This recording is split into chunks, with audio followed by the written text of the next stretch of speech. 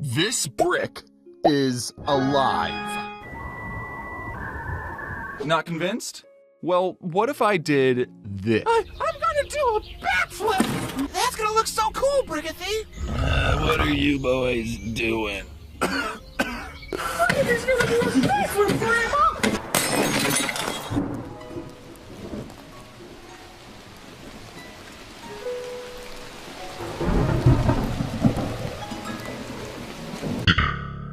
Are you convinced now? Did the brick feel more alive?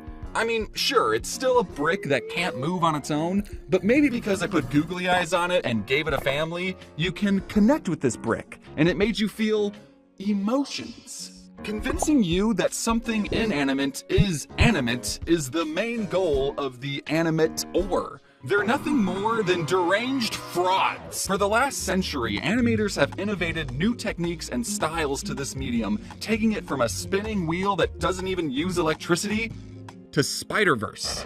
And today, I'm going to talk about all the processes and innovations that have brought the medium of animation to right now. But first, let's go all the way back to the beginning of film, when it was all black and white and people had to put up text whenever they talked. Early on, filmmakers discovered a very simple trick to make anything appear alive in front of a camera. And that simple trick was called You're filming something and then stop the camera and then move the thing slightly, capture a new image, move the thing again, and continue to do that a tedious amount of times. On the film, that thing now magically looked like it moved on its own. And with this technique, you could make literally anything appear to be moving. Anything. But some filmmakers took this art form to an extreme level and created whole characters out of clay and a posable metal wire system called an armature. Now, animators can sculpt unique characters that bend and pose in much more believable ways. With stop motion, you don't need to hire a real dinosaur or giant monkey to make a movie about a dinosaur or giant monkey. I'm sorry you didn't get the job, Phil. You know, I just had a crazy idea. What if we made our entire puppet's head interchangeable? Now they can make any facial expression and mouth shape possible. We will have to sculpt out hundreds of different heads though, but I mean, come on, that'll be fun. That's why we're extreme, baby! Stop motion movies are still being made and enjoyed to this day. And while new technology does help make the overall process easier, animators are still using the same techniques that were used on King Kong back in the 1920s, where they carefully pose out a character's every movement frame by frame, in order. Stop motion is a medium that I can't even begin to understand how they do, let alone make it look good, you know? Having a stop motion character in gravity-defying poses, making hundreds of different faces, is done solely to make the character feel more alive. And sometimes to help sell the realism, animators will mimic quirks that only happen in live-action films. I always chuckle when I see a lens flare in an animated movie, cause like, where did you come from? There's not even a camera lens. Unlike me though, who's always got a camera rolling. Hey, how's it going? Uh-oh, oh no! Did you catch that? Did you see the lizard eating a bug? Oh, we got him. Now let's rewind the clip and pause right here. This lizard moves so fast that the camera can't even capture its movements correctly, and he transmogrifies into an amorphic blob that barely even resembles a lizard. But do not fret, dear viewer. This is called motion blur, and it's absolutely natural. Fast-moving objects are hard to see in real life anyway, so this blurry blob only showing up for one frame actually helps sell the idea that this little guy is moving quickly. If you watch any movie frame by frame, you'll find motion blur everywhere, and you won't even notice. So how do animators who are taking hundreds of still photos handle this naturally occurring phenomenon with things in motion? Easy. They'll draw smear. Animators draw their own blurry blob frame to mimic fast movements. Bodies can stretch, arms can multiply. Basically, we can sneak in nightmares as long as it's only shown for one frame. Smears, while being very fun to draw, can look very weird and goofy on their own. But in the context of the whole shot, you barely even notice they're there. Okay, maybe now you'll notice them, but that's only because I pointed them out. And since animators are bad boys and don't play by the rules, they can make smears out of anything. Even in stop motion, we can sculpt a physical smear frame like how they did in Leica's Paranorman, which if you haven't seen, is going to be your new favorite movie. Smear frames can be used anytime, anywhere. Unless you were an animator in the 1920s and 30s and you didn't know about them back then. In that case, you would have been animating something called... In the 1920s and 30s, animators were still figuring out some core principles of animation. Turns out there's 12 of them. Smear frames were used sparingly during this time, with animators usually only drawing characters with multiple limbs to show fast movements. The stretchy, wacky, and spiritually ascending smears that you all know and love weren't really used until the 1940s. Rubber hose characters have noodly, almost hose-like limbs that bend in all sorts of anatomically defying ways. Look at Mickey Mouse's noodle arms that I can now legally show you. The reason characters look like this is because drawing noodle arms and not worrying about anatomy is easier to draw. Like, just because something has noodle arms doesn't mean it's bad, you guys. What these animators were able to accomplish with the technology, if you could even call it that, is nothing short of dark magic. And the very same studio that made Steamboat Willie wanted to push the envelope and show the world that animation could be more. It doesn't just have to be noodly characters with Pac-Man eyes. They were going to animate a realistic woman with proportional arms that don't move in weird, exaggerated ways. And oh god, her noodle arms are moving in weird, exaggerated ways. In 1934, Disney released a short called The Goddess of Spring, being their first attempt at animating a character with what was supposed to have real human anatomy. They still had a lot to learn, obviously. Now, animating a quote-unquote anatomically correct human is actually a much harder task than you might realize, and that's because of the uncanny valley.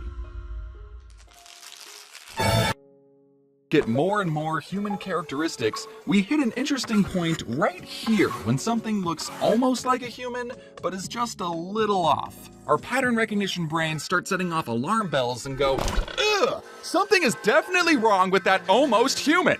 I am entering fight or flight right now. So if you're trying to make something look as close to a human as possible, but are just a tiny bit off, everything crumbles. The Goddess of Spring was still good practice for Disney because only 3 years later, they released the world's first fully animated feature film, Snow White. Can you really blame Disney for going 6 times over budget to make this movie? I mean, just look at how these human characters are moving.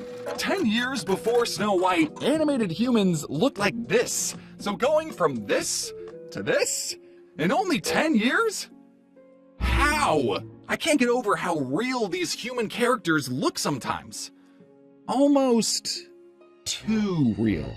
Well, I think you're old enough to learn about the dangers of rotoscoping is the process of taking real-life footage and then manually tracing over every frame, resulting in an animation with unreal levels of realism.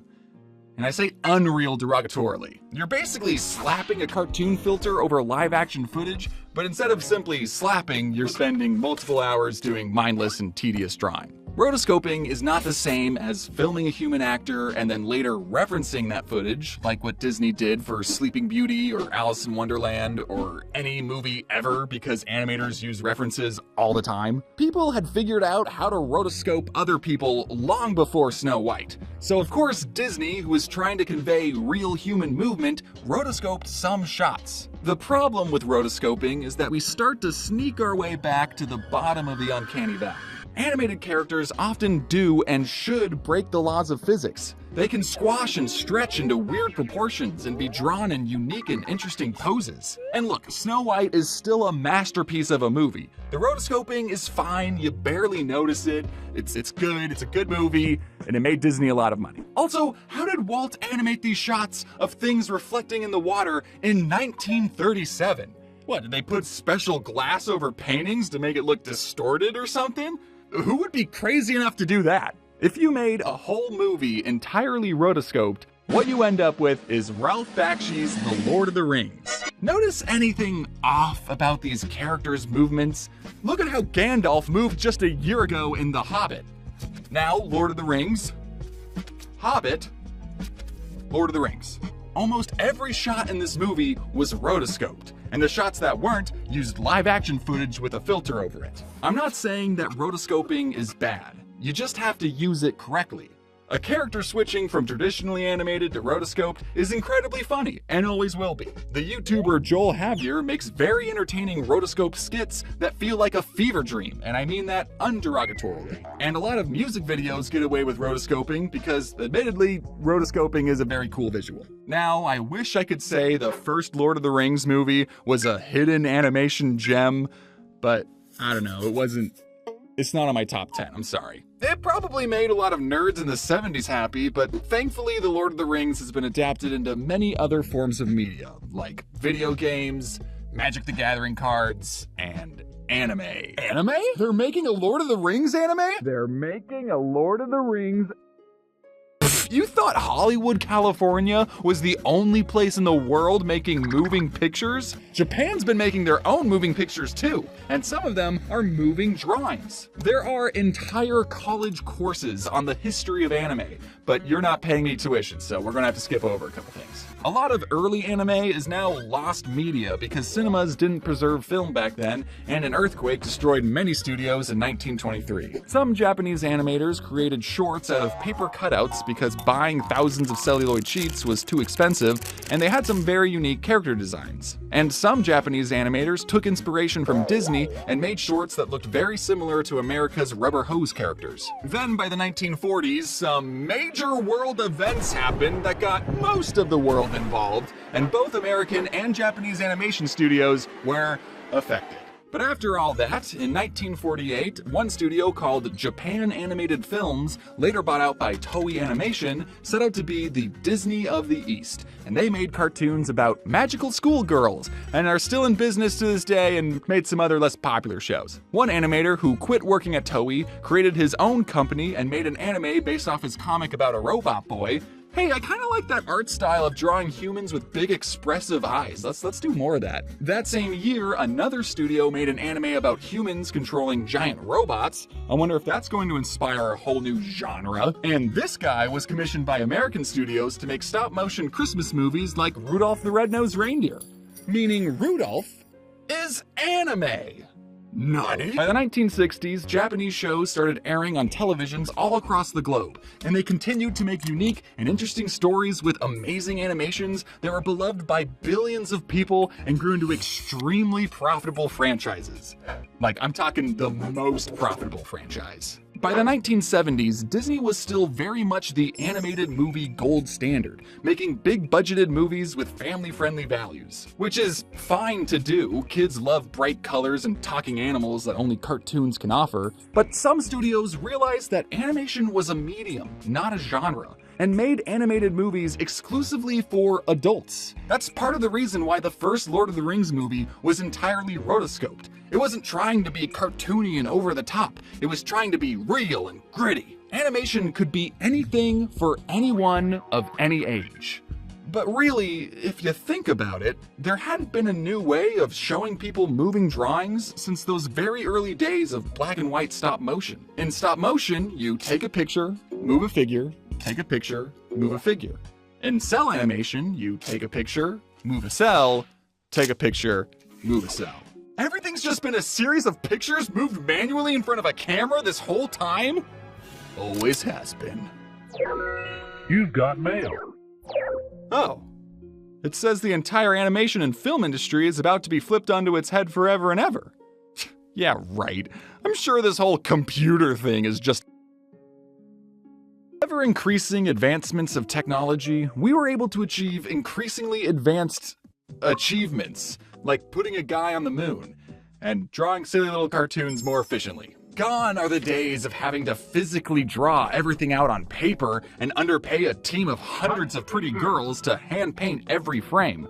Now we can use this fancy new computer to render everything out for us. All we have to do is create a real-life mold of our real-life human hand, then draw 350 triangles onto that hand, then manually measure out the X, Y, and Z coordinates of 800 different data points. No, come on, this is gonna be so much faster. Put that pencil down. Now we just program in a couple of keyframes and we get... We still don't have the processing power to render everything out. Oh, I know. We'll just point this long exposure camera at the computer screen. Get these art supplies out of here. This is the future. And when everything's finished rendering, we'll get this. A whole human hand moving on its own without having to draw a single frame. This process is exactly what Utah University student Ed Catmull did in 1972. And while it might not have been more efficient than drawing everything out by hand, it showed that computers were capable of rendering out three-dimensional animations. This was made after we landed a man on the moon, by the way, so don't tell me this was CGI. As the computer's processing power grew exponentially, more and more filmmakers started seeing the benefits of using computer-generated images in movies. A decade after Catmull digitized his hand, films like Tron showcased characters racing on mind-boggling computer-generated light cycles. This might look, bad by today's standards, but these graphics were something that audiences had never seen before. Plus, the movie takes place inside of a computer, so this is probably what people thought the insides of a computer looked like anyways. At the time, computers did a great job at creating rigid geometric shapes, and animators used that to their advantage. Characters would still have to be animated traditionally on cells, but objects that weren't going to change shape, like black cauldrons, could now magically fly in circles around our characters. Disney really showed off the computer's rendering power during the climax of The Great Mouse Detective, when these two rodents fought each other inside a clock tower and all the spinning gears were generated by a computer. Animators can now make any complex shape move in a three-dimensional space without having to draw a single frame. I mean, except for the characters, they still very much had to draw those. Computer graphics were here to stay as Disney integrated more of them into movies like these cars in Oliver and Company or Eric's ship in The Little Mermaid, and then they stopped using cells entirely. Starting with The Rescuers Down Under, Disney no longer used cells and made movies entirely digitally with a program called CAPS. So if you ever wanted to own a cell of Joanna the Lizard eating an egg, that's too bad because they don't exist. Which fucking sucks because Joanna was the best goddamn lizard Disney ever made. Don't touch me. TV shows and anime still use cells till about the year 2000-ish, but eventually everyone switched to digital. Now to color a frame, all you had to do was... So computers were great at making rigid, non-flexible shapes, but has anyone ever tried to make... A group of computer scientists who were working for a small indie director named George Lucas were taking this art form to an extreme level and created whole characters completely generated by a computer. Then a small entrepreneur named Steve Jobs hired those computer scientists and made his own company, Pixar. Yes, Steve Jobs was one of the founders of Pixar, and he originally created the company to sell a high-end computer powerful enough to render 3D animations. But no one bought the computer because it cost $135,000. So the team scrapped the computer selling idea and just stuck with making computer-generated cartoons. But they soon discovered a unique problem. The computer had a hard time getting textures right, and everything, including babies, ended up looking like it was made out of plastic.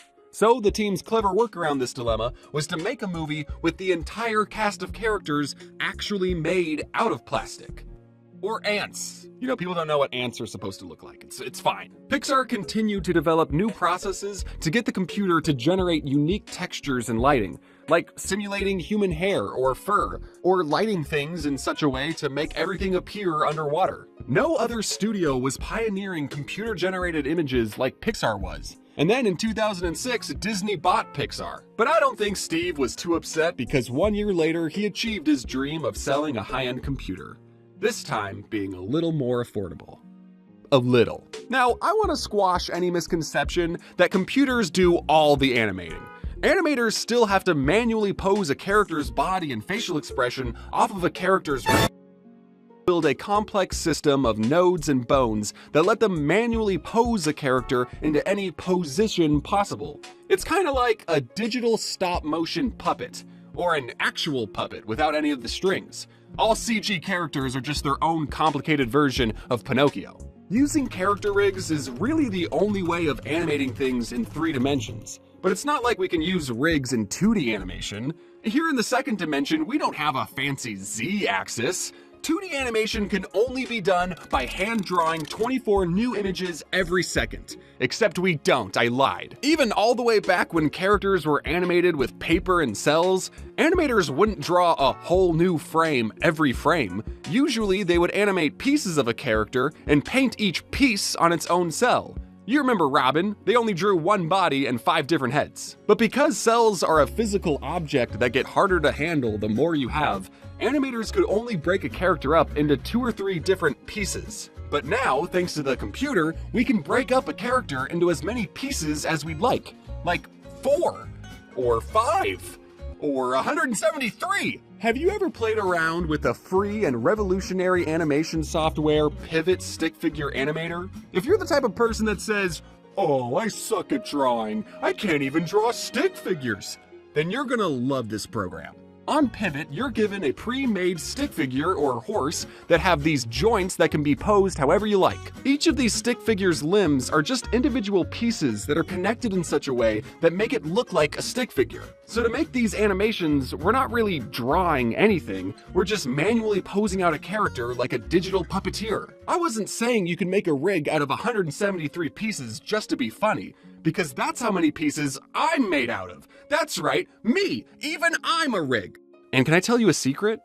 Most TV shows use rigs too. Of course, hand-drawn traditional animation is still used to make these shows. It's not a lost art form or anything. But rigs are super useful at making still pretty high quality levels of animation, but at a much cheaper cost. And as we all know, TV animation has to create more animation per budget. But maybe rig animation still isn't as cost-effective as you'd like. And maybe you're not a fan of the complicated puppet look and you want something that looks more human. Well, there's one more animation process we can try called motion. Actor inside one of these dorky ping pong suits, a computer can pinpoint and record that actor's exact movements. Now we can take those movements, slap a cartoon character's model over it, and we get an animation that looks like shit. Motion capture is the rotoscoping of 3D animation. It cuts costs, but the results are too human, and we're back at the bottom of the uncanny valley. That's why the kids from the Polar Express look so nightmarish, because they are following the exact movements of Tom Hanks. Yes, Tom Hanks, the adult man, did some motion capture for the small, nameless hero boy from the Polar Express. There's probably a reason we haven't made a fully motion capture cartoon in over 10 years. Because it looks weird. But I mean, that didn't stop one of these movies from winning an Oscar in animation. And before you ask, no, it wasn't Monster House or Tintin. It was Mars Needs Moms, duh. Just like rotoscoping, motion capture can be used correctly. Computer-generated characters acting side by side real human actors look decent. It's not that jarring that these creatures who exist in a live-action world are moving just like live-action people. And let's not forget all the VTubers who use motion capture technology to bring their jiggly assets to life. No matter what method someone uses to try and convince you that something else is alive, I think is incredibly cool. And I hope you think it's cool too. But maybe you don't think it's cool, and you don't care about animation, and you just put this video on in the background while you were cleaning. That's totally fine, I do that all the time. I just like learning about how all of my favorite animated pieces of media get created, because it's not always the same process. And I think it's great that new technology is allowing anyone to express themselves in whatever way possible. A person expressing themselves. Those are the 3 key words here. From the big studios that are just now pioneering new and interesting styles with digital animation, to the indie studios that have access to incredible technology which allow anyone working from their bedrooms in their pajamas to create some truly masterpieces of animation. So, if you're the type of person that likes to trick people into thinking that something is alive, then you deserve all the respect in the world. In fact, here are some cool people that made the animation in this video possible. Hello, you just made it to the end of this video. I hope you enjoyed it. I'm still trying to figure out this VTuber model, so I'm over-enunciating my words. The technology behind this is beyond my comprehension. If you're still deciding what to get for the holidays, then great news. We have mystery boxes over on my website, so you can leave the deciding up to us. Now, if you'll excuse me, I'm gonna go take a nap. Are you still watching?